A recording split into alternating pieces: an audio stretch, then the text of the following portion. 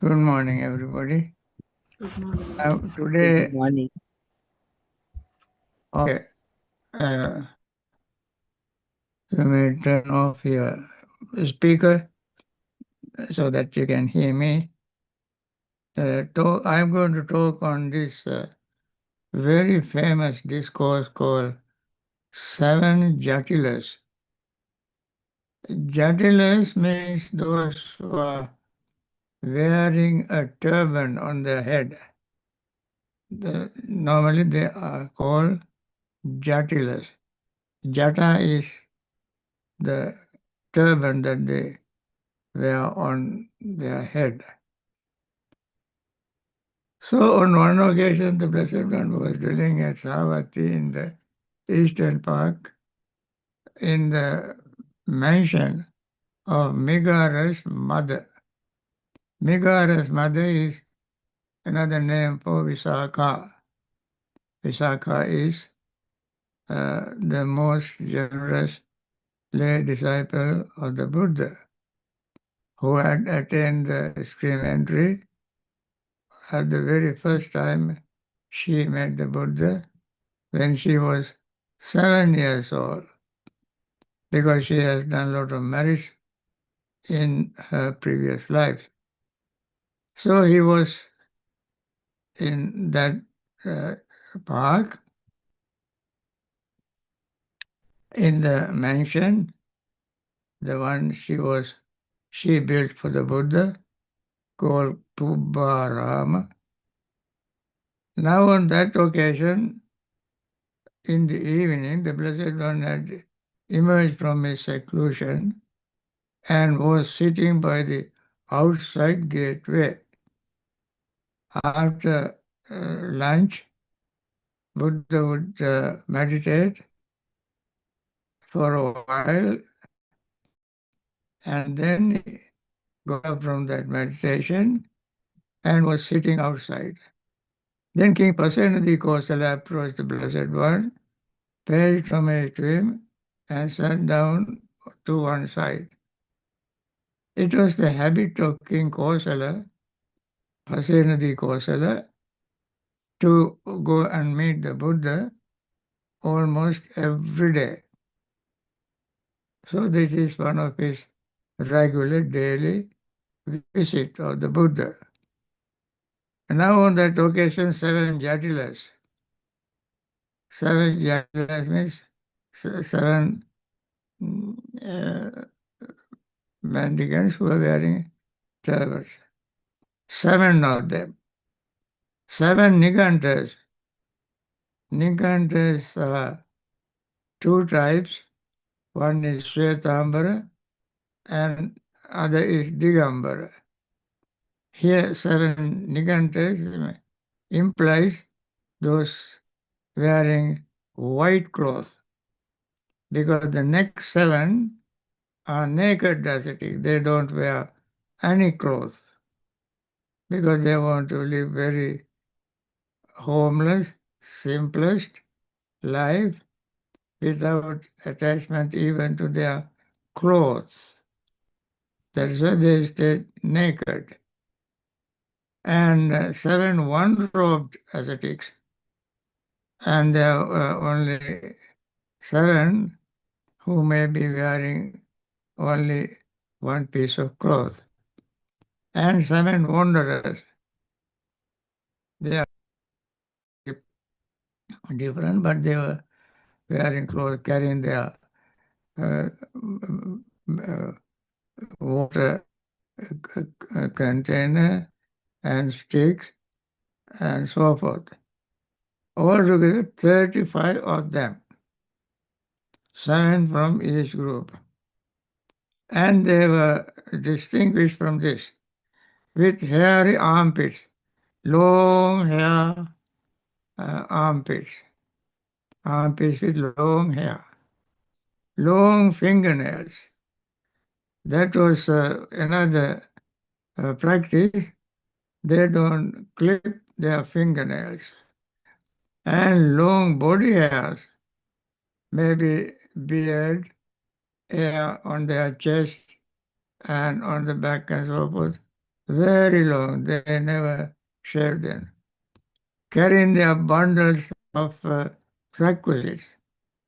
So each of them carrying their bundles. So while King Kosala was sitting next to the Buddha, they were going in some distance. So passed by not far from the Blessed One. And the Buddha also saw them. Then King Pasenadi Kosala rose from his seat, arranged his upper robes over one shoulder, knelt down with his right knee on the ground, and raised his joined hands in reverential salutation towards the seven jatilas, seven nigantas, seven naked ascetics, seven one-robed ascetics, and seven honoraries. And he announced his name 3 times.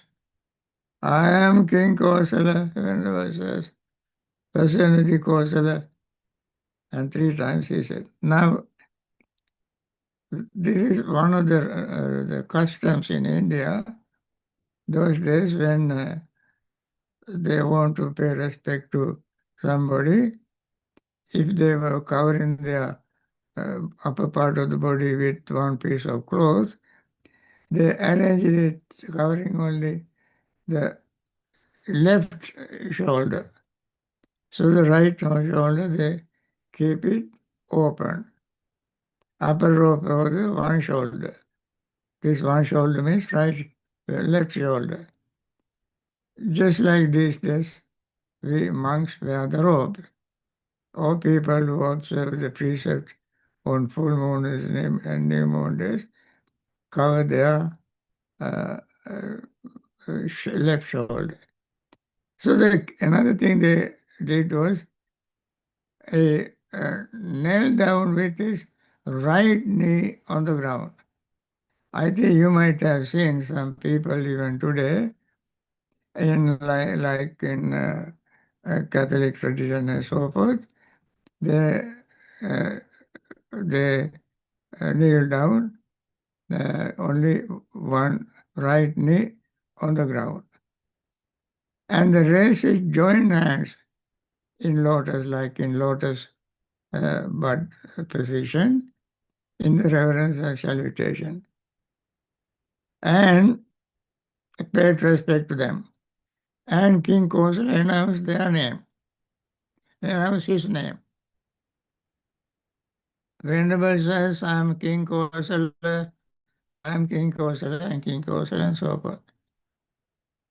Then, not long after those seven jatilas and so forth was 35, group of seven, five group of seven in each.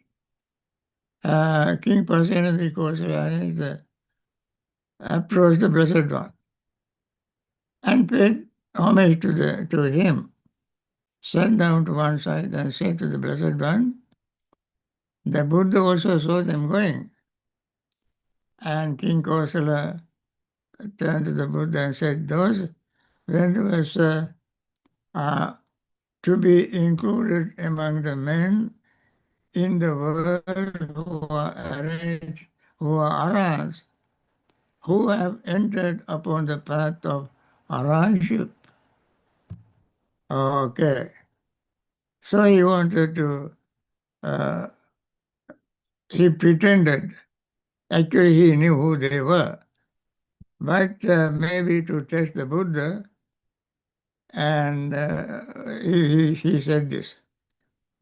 Then Buddha was far more smart. Nobody can fool the Buddha, but because Buddha was fully enlightened, he knew who they were.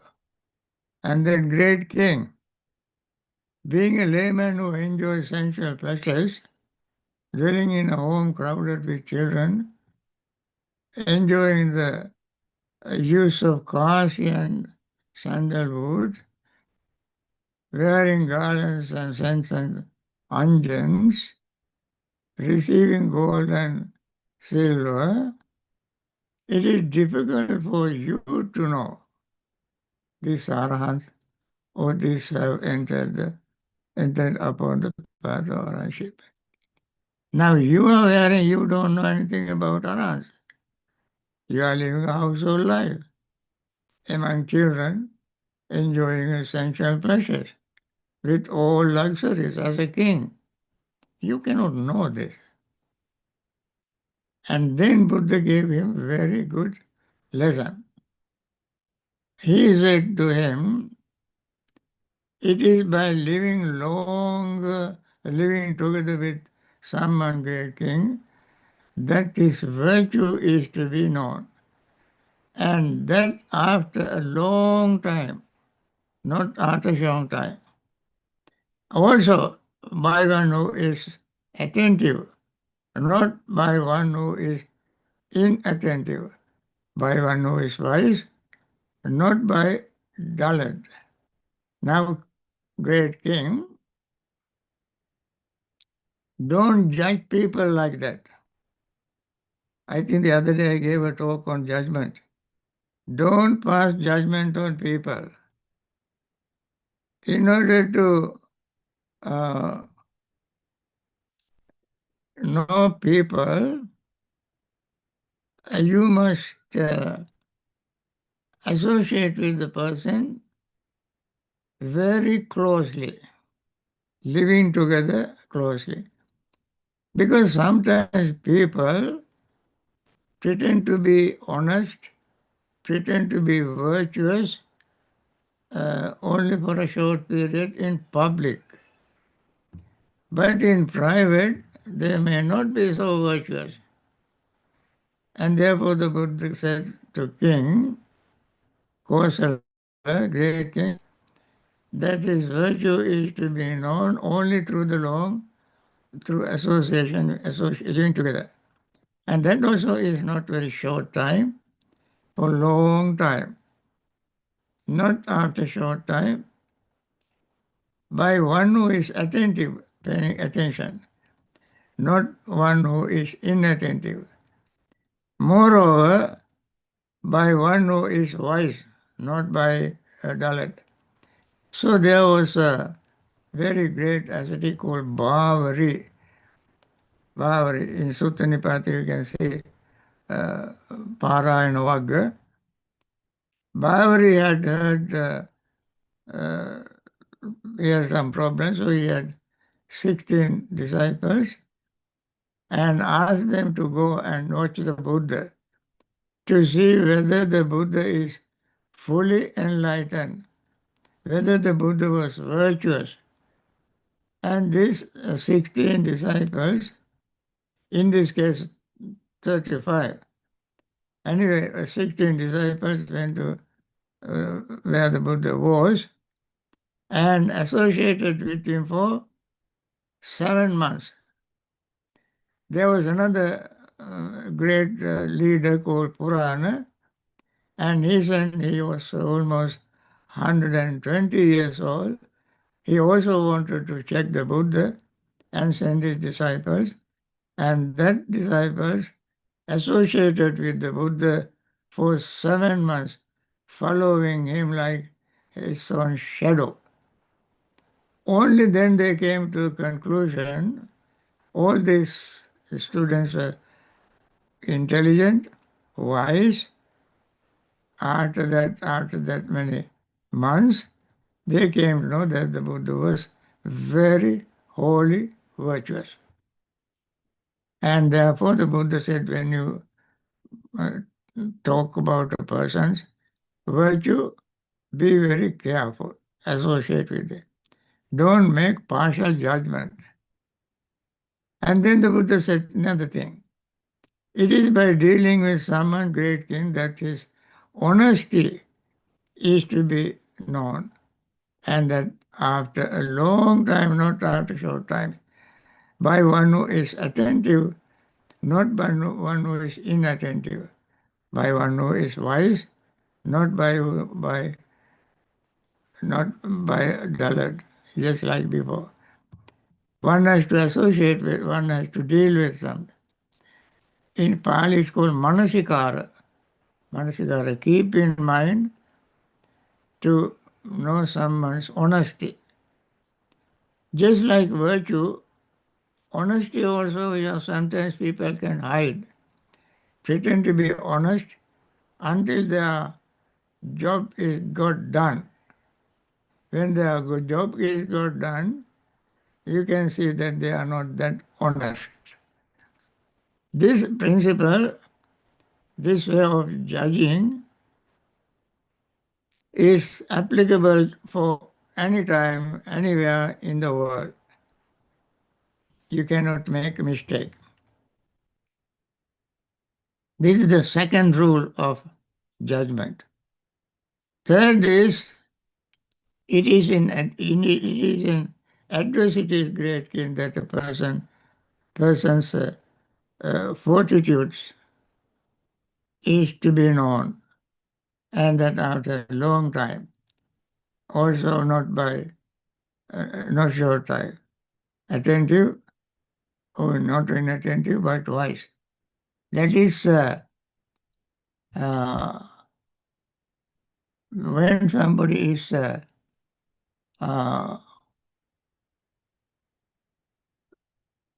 someone who's dealing with adversities. When you are in trouble, difficulties, you know who is honest, who is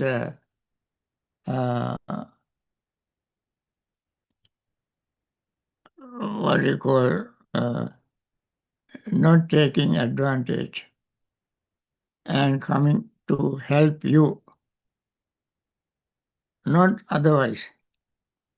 Adversities. Then also you have to be very careful.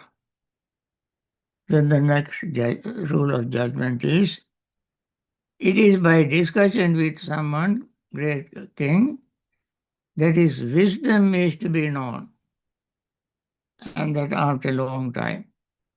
Similarly, you cannot judge somebody's wisdom without having any discussion, or by listening to somebody's talk. Somebody may be very good speaker, public speaker, and he can prepare a good talk and give the talk in public. It may be very impressive. By listening to that talk in public, you cannot judge this person is very wise. This person is wise by listening to one talk. But discussion, sit down and bring out various difficult problems on Dhamma, on families, on situations, mental states, you discuss. When you discuss the Dhamma, for instance, with somebody, you can see whether the person answering your questions or participate in the discussion wisely or not. Not just babbling. Sometimes somebody can be talkative and he may use a lot of unnecessary words and waste his time and the time of others. That doesn't mean that he is wise. But when you discuss something with somebody, you can see whether the person is talking to the point, answering questions wisely, helping people to improve their wisdom, their knowledge. And only then can you know the wisdom of other person. And that also follow not only one discussion, have many, many discussions. Every discussion that person comes up with very meaningful ideas, Dhamma points. and helping people to liberate themselves even from samsaric suffering. For instance, when you want to find a good kalyanamita, good friend, you have to have a discussion with the person. The good friend, as the Buddha said, is the one who can show you the Noble Eightfold Path to get rid of your samsaric suffering. Every step of the Noble Eightfold Path, good friend, wise friend, can explain to you in detail, not only once, more than once, until you are convinced, until you understand, he will discuss this with you. And that is not only one time, but he will help you more than once. And then that is the next rule of judgment. So, when the Buddha said all these things, King Kosala was very impressive. He said, "It is wonderful, Venerable Sir. It is amazing, Venerable Sir, how well this has been stated by the Blessed One. Great King being a layman and so forth. What you said, Venerable Sir, is 100% true." Now, King Kosala has been associating with the Buddha many times. This is not the first time. As I said, he used to go there to see the Buddha very often. And then King Kosala told the Buddha who these 35 people are. These Venerable Sir are my spies. My spies. Undercover agent. Coming back after saying, after spying out the country. First information is gathered by them, and afterwards I will make them disclose it. Now, Venerable Sir, when they have washed off the and dirt and are freshly bathed and groomed with their hair and beard trimmed, clad in white garments, they will enjoy themselves supplied and endowed with the 5 cores of sensual pleasure. Now, Venerable Sir, this is the secret. They are my spies. They are my secret agents. They disguise like this. Disguise like ascetics, naked ascetics, one clothes ascetic, mendicants, wearing various type of things, and long hair they grew in order to, disguise. After they collected information, he bring all the information to me and deliver it to me. After delivering, they clean up themselves, shaving their beard, bathing, cleaning, removing dust and so forth, and put on their regular clothes. In this case, maybe their tie and coat and shoes and so forth. And then they appear in regular way. Then after getting this information, I send my police to capture these criminals in villages, highway robbers, criminals, drug dealers, and so forth and so on. And then I capture them and give them due punishment. I think this is happening even today. This is happening even today. When you want to send an investigator, investigator doesn't go out and announce his name, I am so and so and so forth. They are called, they are just a spy on people.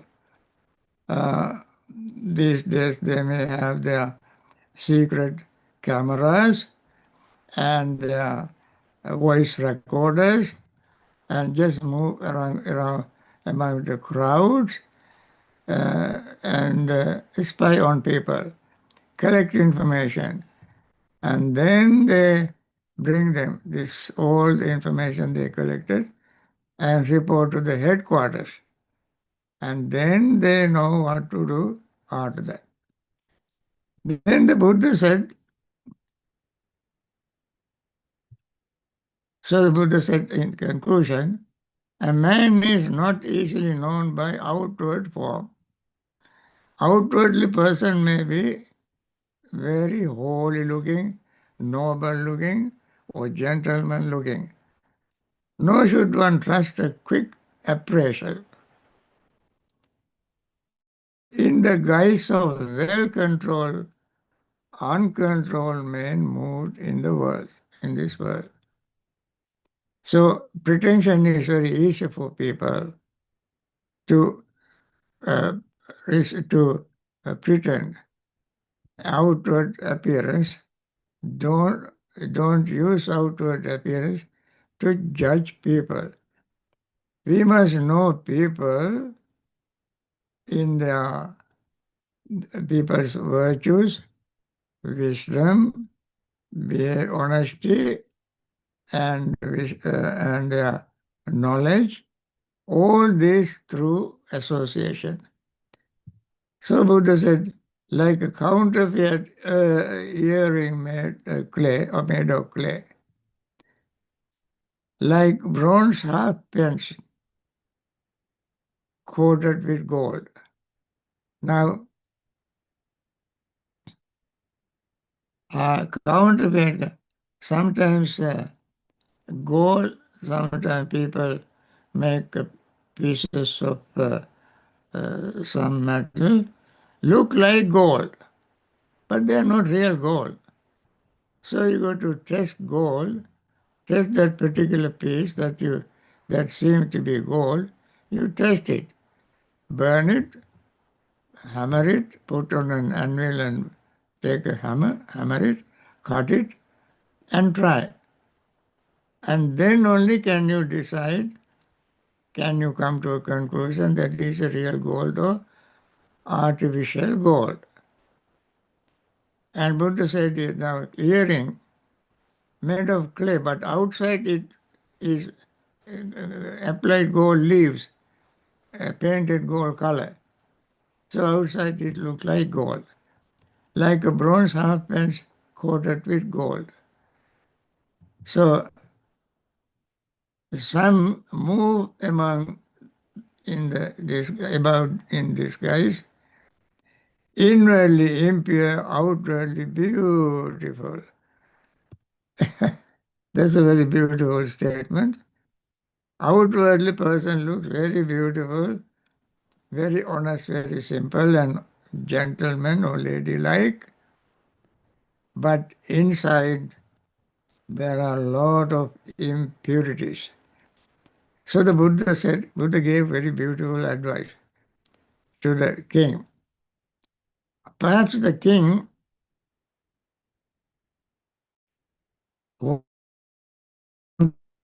and although he was associating with the Buddha for so many years, he did not measure the Buddha's wisdom because King Kosala himself, that's not wise.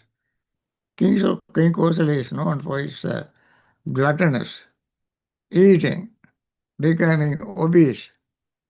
He was not known for wisdom, and that is why he could not cheat the Buddha. He thought that he could, but he could not. And Buddha was smarter than him. And Buddha gave him very good advice. And in future, Your Majesty, don't try to do these sort of things. Learn how to judge people. I think when one is honest, really virtuous, really wise, one does not have to use himself with others. Use himself to measure others. Yes, that becomes a man. Man. Man means measurement. So one doesn't have to use one as a measurement to measure others. And if the person is wise, he just mind his business and try to liberate himself from samsaric suffering. Every person has enormous amount of suffering within oneself. So one must deal with that. Deal with that. And there was a story when the Buddha was going to pass away. One monk, all other unenlightened monks surrounded the Buddha and crying, weeping, wailing at the thought that the Buddha is going to pass away, then they would never have Buddha again. Meanwhile, one monk thought, well, the Buddha is going to pass away very soon. I want to attain liberation while the Buddha was alive. So he went alone, went to a solitary place under a tree and meditating. And other monks blame him, you are very selfish. You are very selfish. Why don't you come and help us, join us in our mourning? The Buddha's passing away. He did not do anything. He continued to meditate and he attained enlightenment. And then the Buddha said, because that monk who did his own business, he did his own business, is the wisest among all of you. Because he wanted to end the samsaric suffering instead of looking at others' business. So many people try to interfere in others' business, in mundane life, ordinary life. So this is a very wonderful thing. Inwardly impure, outwardly beautiful. Buddha wanted us to have inwardly beautiful, even outwardly we may not appear beautiful. Inward beauty is the most important than outward beauty. There is another incident in Vatu Dhamma Sutta. Manikaya, the Buddha had finished his meal and then there was some food left his alms bowl. Then two monks came. Both were very hungry, thirsty, tired. Then Buddha said, because there is some food left in my alms bowl. Finish my eating.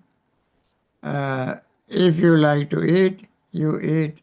Otherwise, throw it in a grassless place or water where there are no living beings. One monk thought, well, if I'm also hungry, Buddha also has finished his eating. He invited us to eat the leftover. Let me eat and quench my hunger and meditate. So he would eat that. Other monk thinks, well, even though I'm very hungry,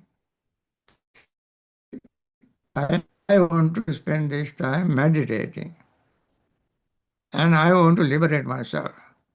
I can have meal afterward, tomorrow. Today I don't care for food. And he meditated. Among these two monks, he praised the second monk who did not eat but meditated. So he wanted to purify his inner himself. Outwardly may appear tired, hungry, thirsty, but inwardly he got rid of all his greed, hatred, delusion, and all the 10 fetters, got full enlightenment. So Buddha says, similarly, Buddha wanted us to purify ourselves inwardly and liberate ourselves. This story is very, very important. Now, friends, I think this is enough for today's Dhamma talk, and we meditate.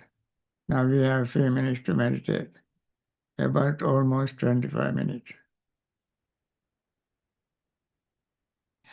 Okay?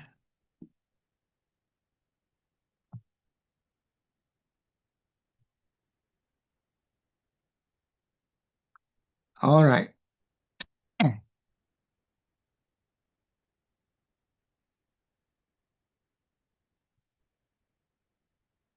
May all beings be pure. All beings have happy minds, whatever living beings there may be, without exception, weak or strong, long or large, medium, short, subtle or gross, visible or invisible, living near or far, born or coming to birth, may all beings have happy minds. Let no one deceive another, nor despise anyone anywhere, neither from anger nor ill will should anyone wish harm to another. As a mother would risk her own life to protect her only child, even so towards all living beings, one should cultivate a boundless heart. One should cultivate for all the world a heart of boundless loving friendliness, above, below, and all around, unobstructed, without hatred or resentment. Whether standing, walking, sitting, lying down, or whenever awake, one should develop this mindfulness. This is called divinely dwelling here. Not falling into erroneous views, but virtuous and endowed with vision. Removing desire for sensual pleasures, one comes never again to birth the womb. So let us meditate.